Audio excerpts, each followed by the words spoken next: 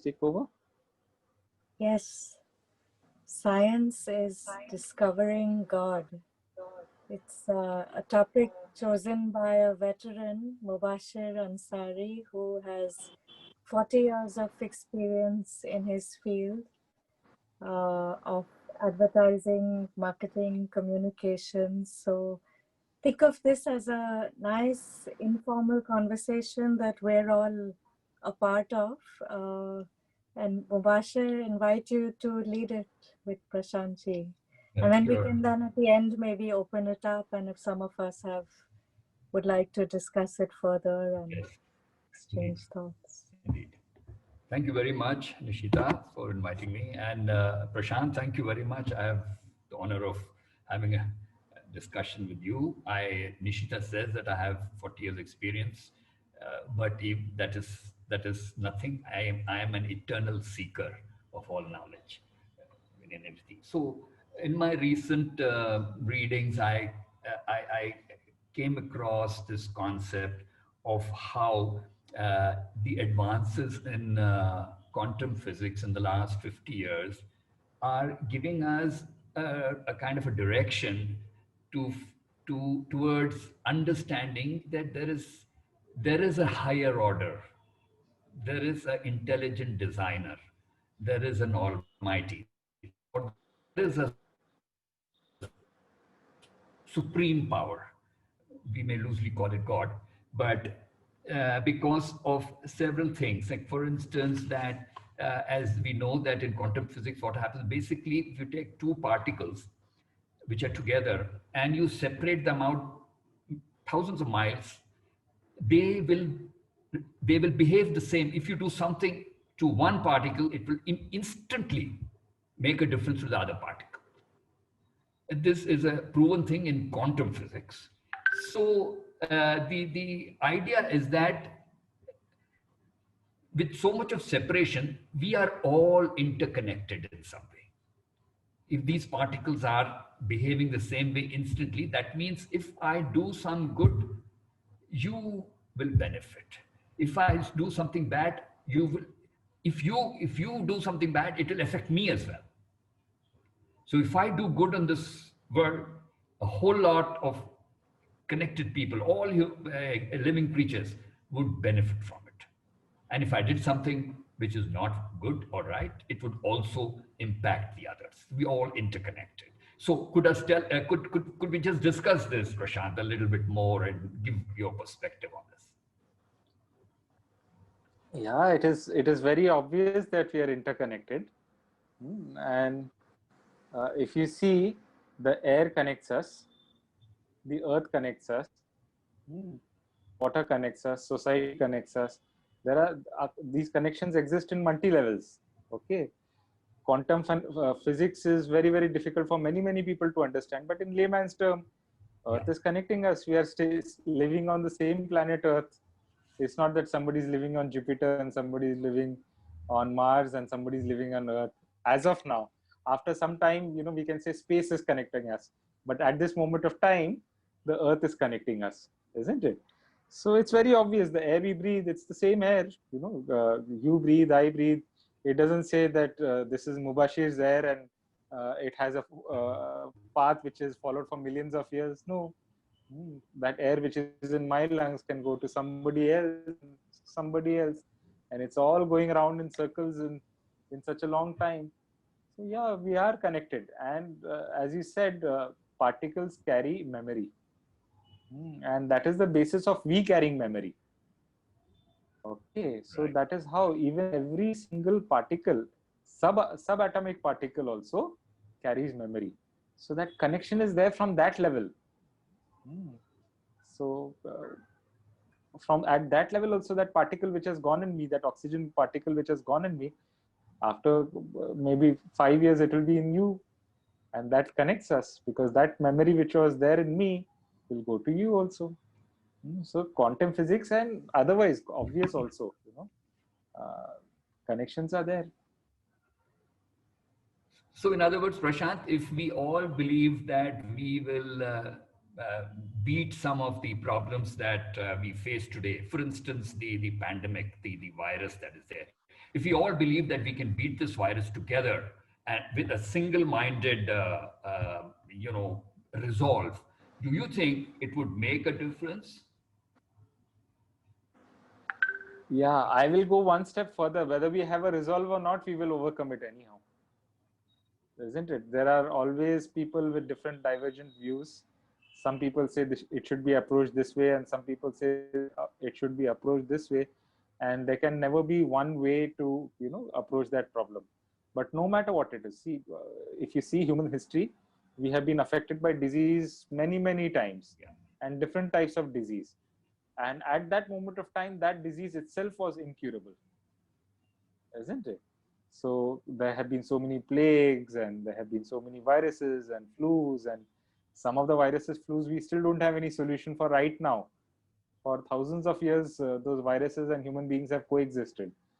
Okay, so life continues. We will come out of it. That is how it is. HIV was a big disease maybe 20 years ago, 25 years ago, but now nobody talks about it. Why? Because there's some way to live with it. It is not as fatal as it used to be earlier. There is some way, and sooner or later we will find out a way for this also. It might become a part of our life. We might learn to handle it better. We might not be able to eliminate it totally, but we might be able to live with it in a much better way, isn't it? So that is what human life has been through hundreds of years, thousands of years. So sooner or later, this is going to end. Fantastic. Yeah. One more question I have for you.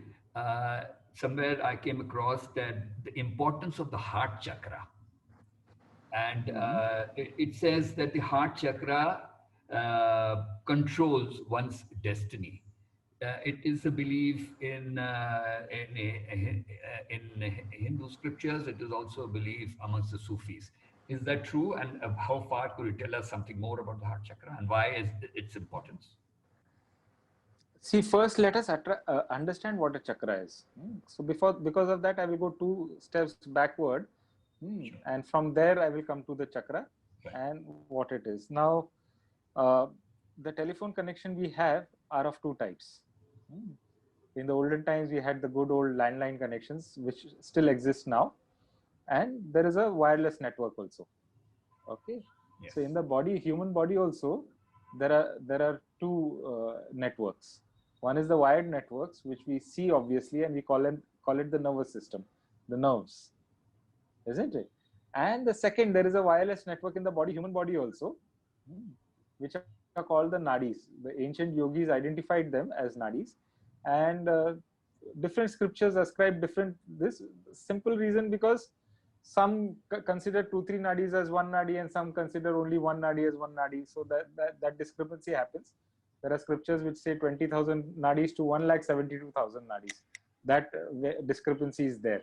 But whatever that number is, it's a huge number. We have not even seen one. So 20,000 is a big number. Okay. So these nadis control the functioning of our prana shakti, the life force energy, movement of life force energy in the body. And what are chakras? Chakras are the nodal points of these nadis. In the sense, you have roads, a network of roads. So the junction of roads is the chakra.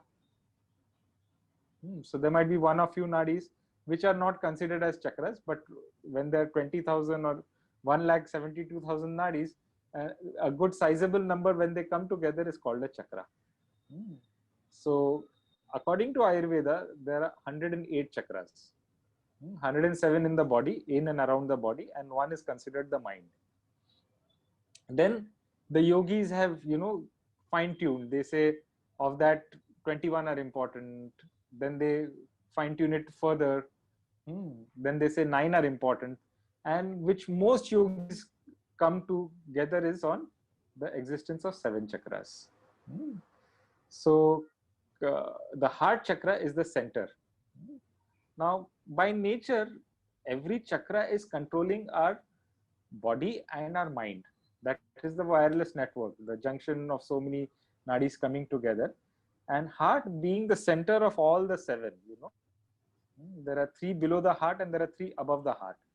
So it has a little more importance compared to the others. So heart is the region where emotions are, emotions, the most strongest emotions which human being experience are connected to the heart chakra. The strongest emotion or this is the heart, is love. Actually, love is not an emotion, that is the underlying feeling of when the heart chakra is functioning properly, that state is called the state of love.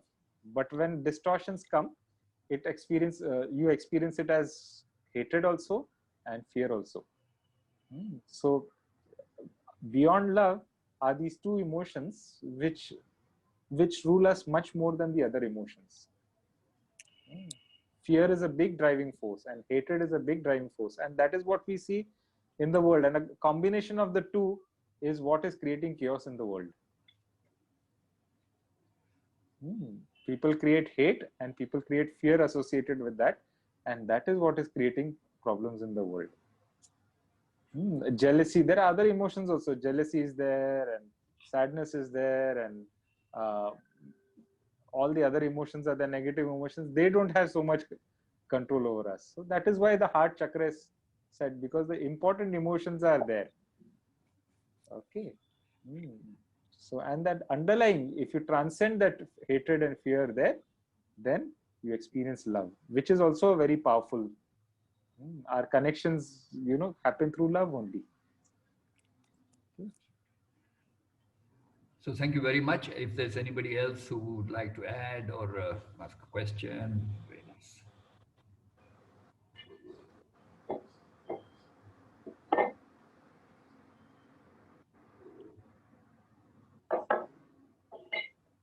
I'd like to ask a question.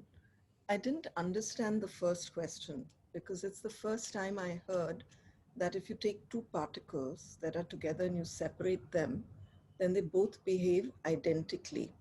So one of the examples that Gurudev has given a lot is that we are all like waves in the ocean. And even in the ocean, we don't see that if one wave rises in a particular way, then the other rises in a particular way. So could you talk more about this? That, what is the identical behavior in separation? See, each has a memory associated with the other. Okay, and it's not identical, but it is reflecting that behavior. I would, to put it in layman's term, the behavior need not be identical, but they reflect each other's behavior for some time, till that memory is overpowered by interaction with other particles. So that reflection of that behavior is there. So if somebody gets angry, like you say, so sooner or later, you will experience, when you go deep in meditation, if a person very close to you is angry, then you will also have that sensation of anger. If that person is feeling sad, you will also have that sensation of sadness. So you are reflecting somebody else's emotion. So in the same way, those particles also reflect each other's behavior. One particle is going through turbulence, the other will also reflect. So that behavior need not be identical, but reflection will be there. That because of the connection or association they have had with each other. And that it is there with two human beings also, whether it is between husband and wife or children and parents, friends. So across relations, we experience that. So that is what I said, we carry memories, and the reason we can carry memories from each other is because these particles also carries memory. Finally, the particle has to carry the memory, only then it will translate into something bigger. So I have made an attempt to make it as lay as possible, because it's a very beautiful thing. If you understand the equations and things and all that, then it goes to another level. The atom, according to quantum physics itself, is infinite. So an atom in Jupiter, there might be an atom on Jupiter, but its electron might be on Earth. according to quantum physics, that possibility is also there. And it can be anywhere in the universe also. So quantum mechanics or physics by nature talks about an atom itself as an infinite. So the smallest particle is also infinite. That is the beauty of quantum physics. You can talk, there are various views, various ideas, various things, different people. Some people agree, some people don't agree. But the basis of quantum physics is an electron can exist at infinity. It can means, the proton and electron might be, proton and neutron might be in one place. Electron might be at infinity anywhere.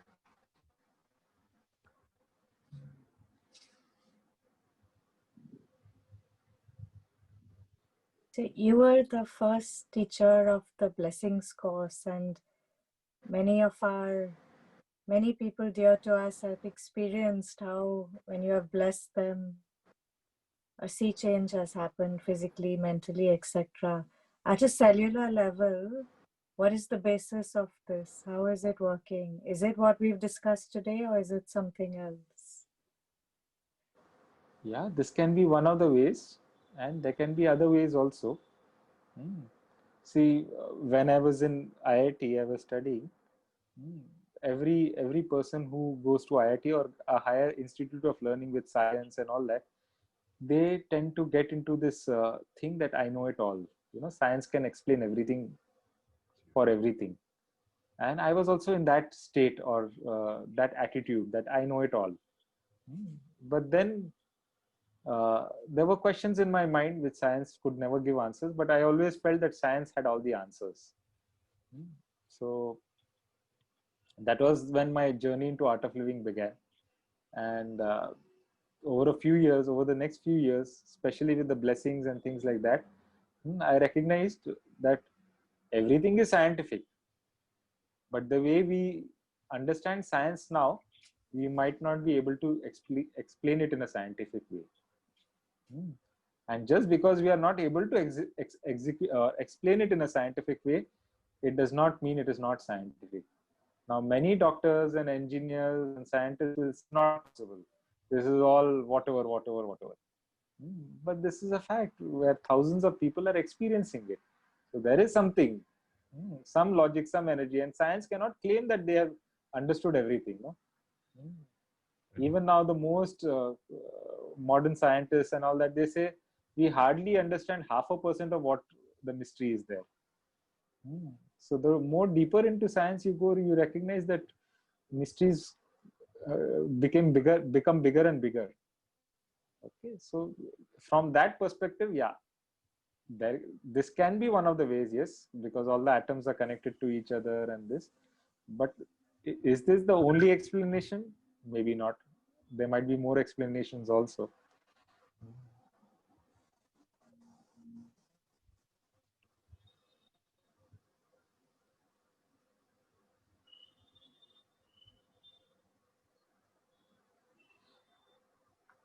For me, the basic thing started, when what science says is, if the input is same, then output also has to be the same, isn't it? This is what science says. Now, suppose Mubashir and I, we stay together for 100 years in the same room.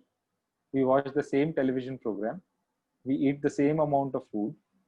We read the same news articles, same books, do everything same for the next 100 years. Every single activity of our life. We sleep at the same time. We wake up at the same time. We do everything together. So for 100 years, the inputs have been the same. But yet, at the end of 100 years, both of us will have different thoughts. And those thoughts can be exactly opposite. Isn't it? So though the inputs are same, the output is exactly opposite, which is what science cannot explain the way we perceive it right now.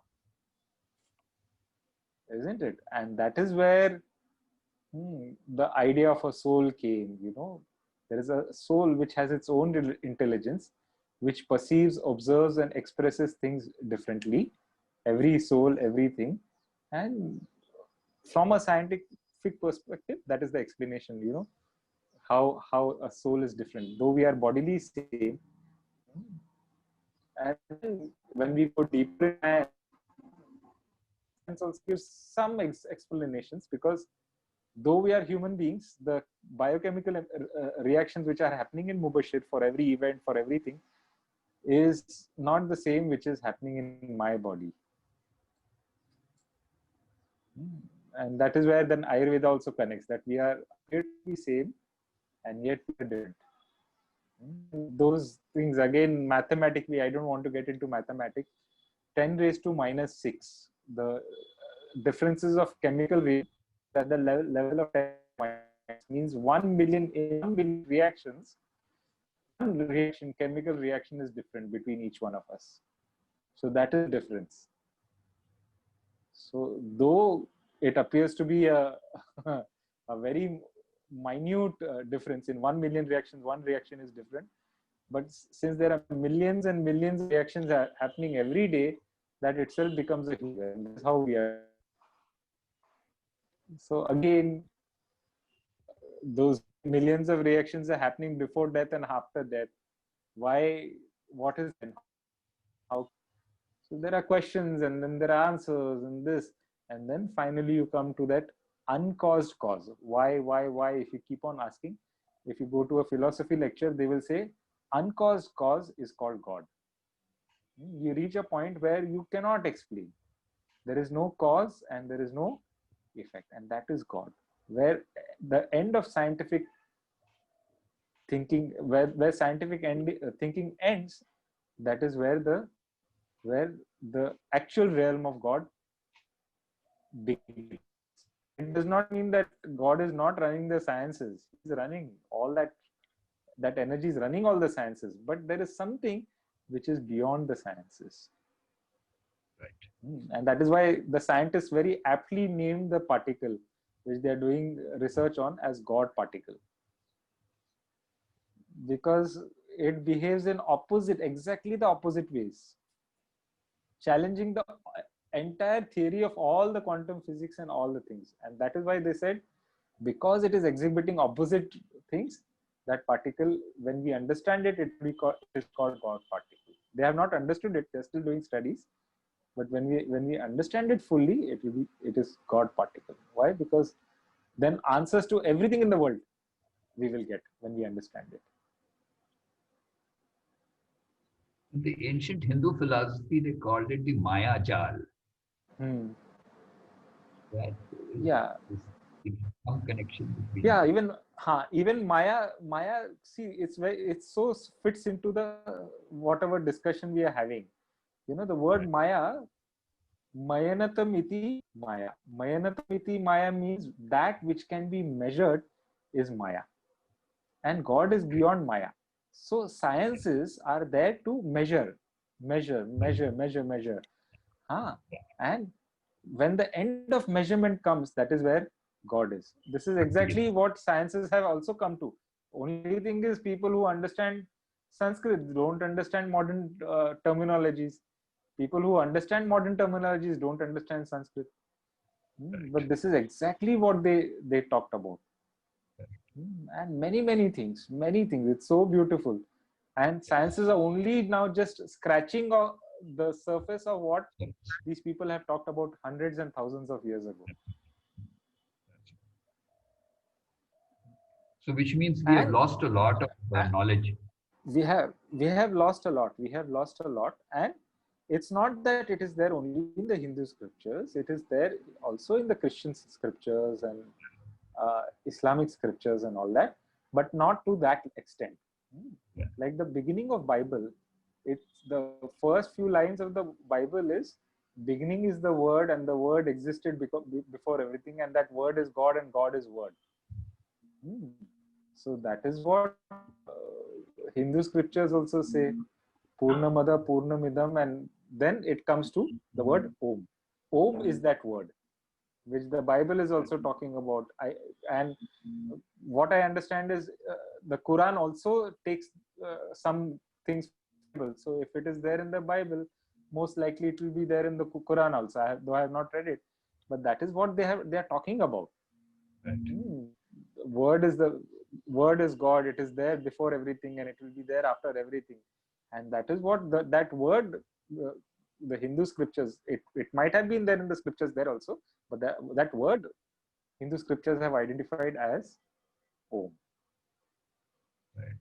So that Om is running everything. That word, what that word is, Om.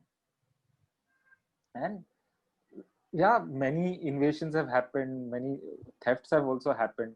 You know, I went to Agriculture University of Texas.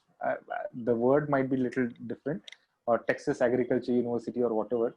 And some of the students, American students who were there, they said we have a very secret library, and they have heard that more than 100,000 Indian manuscripts are there in that secret library. So Americans did not even invade India. So if they have 100,000 secret manuscripts, imagine all the other people who invaded India, they might have also taken lots of manuscripts with them, saved for posterity. But that is what, and many got destroyed also. See, the whole idea of Indians learning everything by heart has a history to it.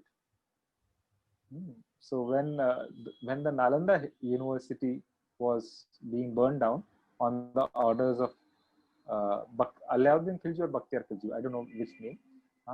So it was burnt. Took 6 months for that library to be burnt. And the scholars and everyone, what they would do is, you know, whatever part the armies were approaching of that library, overnight they would by heart it, whatever was there, and then they will throw it for burning. So they would by heart it and they will throw it for burning. They will by heart it and they will burn. And such was the nature of rule that, you know, if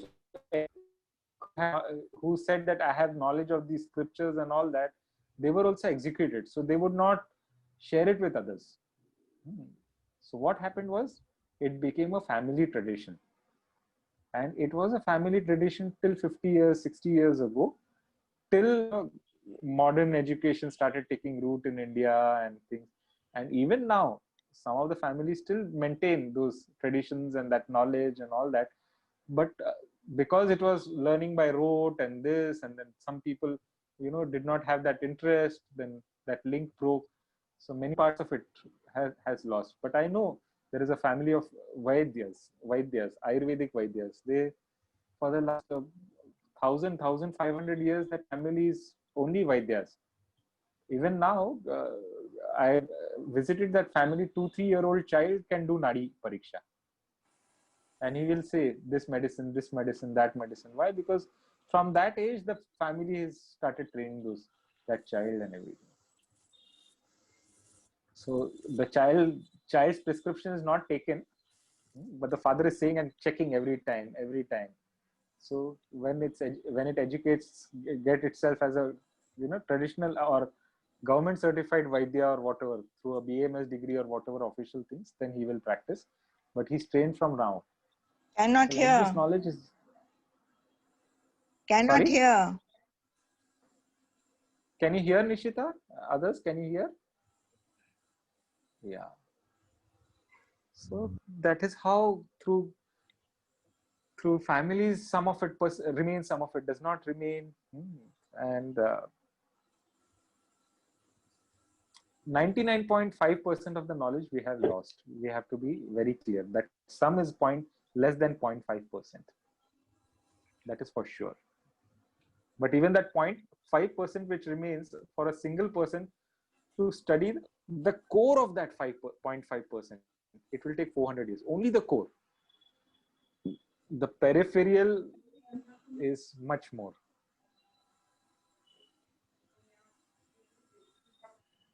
So now we know who to go to if we need to check our Nadi. Yes. So this was really wonderful. Thank you so much. Thank you, Prashant. Thank you, Nishita. Can I ask a quick question? So, Yes, there's Kavita. all this knowledge and only the core is of that 0.5% is available, does it make any sense? I mean, how would that knowledge, even if we did have it, supposing we got familiar with that knowledge, how would it impact us? I find it very difficult to stay within the 5 principles that I recently relearned from you in the basic course. Yeah, So what is the role of knowledge? yeah, we have lost it. We cannot regret about it. We cannot be angry about it. We cannot be frustrated about it. We cannot be guilty about it. But we have to only now focus on how we can recover this knowledge, rather than blaming so and so did it and so did it and this and that. In a very open way, we have to say, okay, now I have the basic building blocks. Now with those building blocks, the peripheral knowledge and everything, I validate, I grow, and I improve. And even whatever Ayurveda knowledge, the texts which are available right now in Ayurveda, only to validate that with the facilities and infrastructure we have right now, it will take us 300 years.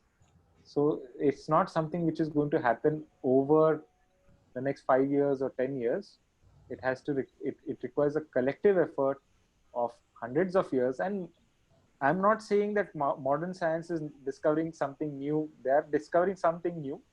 An aspect of it is new, and they're also discovering an aspect which was already there in the scriptures. So these discoveries are happening hand in hand. So rather than saying, okay, that is what I would say, live in the present moment. Hmm. I can't blame a ruler, or I can't blame a community, or I cannot blame XYZ for whatever has happened.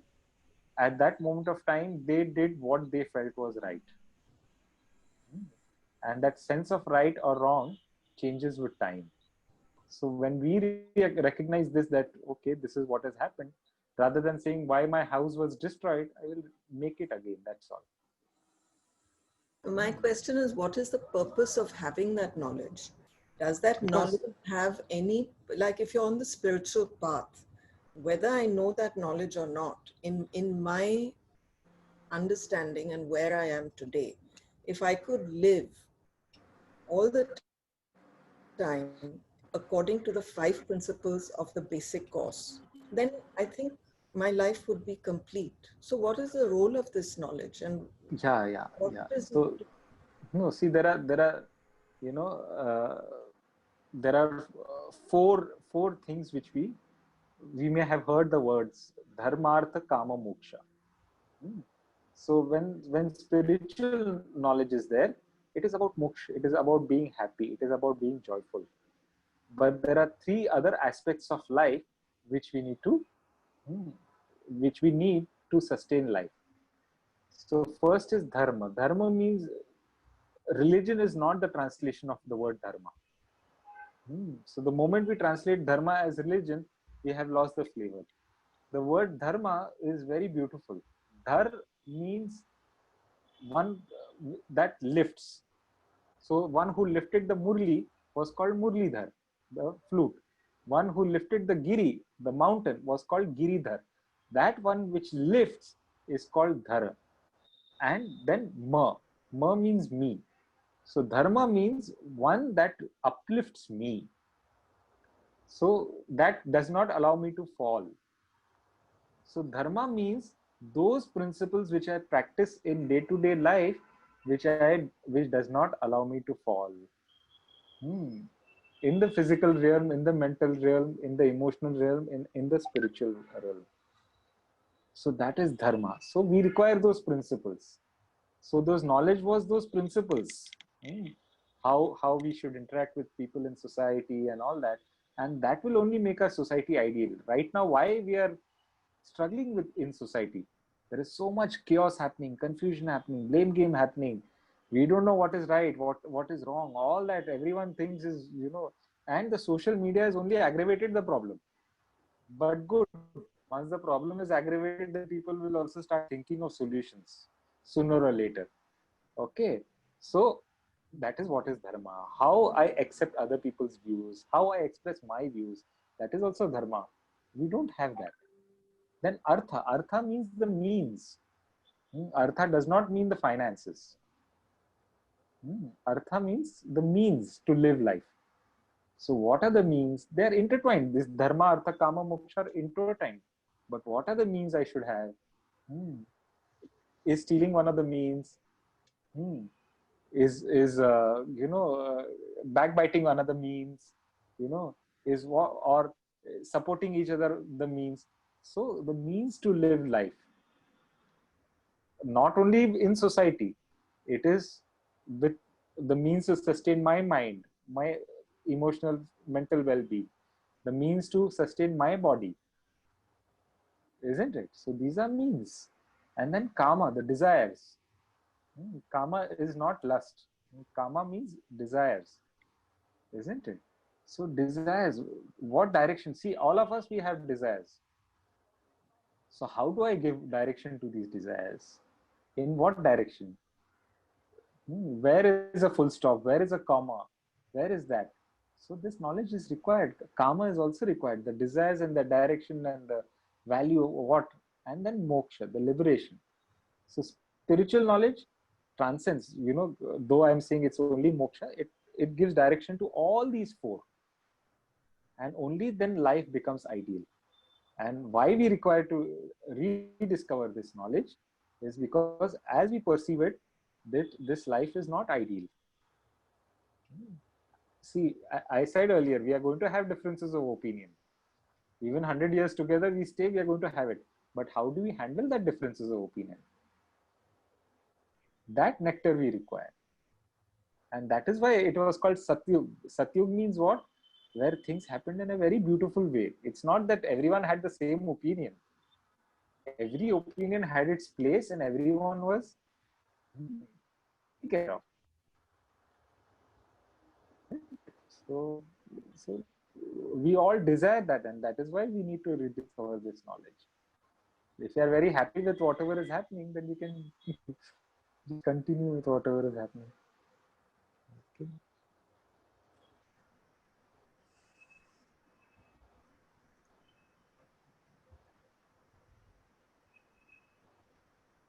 So on that happy note, thank you so much. Thank you very much. And thank you, Mubashir. It was really wonderful. Thank you. Thank you, Thank you very much. Prashantji. Thank Bye, you. everyone. It Bye. was really very nice. Bye-bye. Thank you, Nishita. Thank you. You did so good, sir. Thank you, Prashant. Thank you, Nikita. Science and religion is the best combination. Yes. Thank you. Okay. Bye-bye. Take care. Bye-bye. Thank you.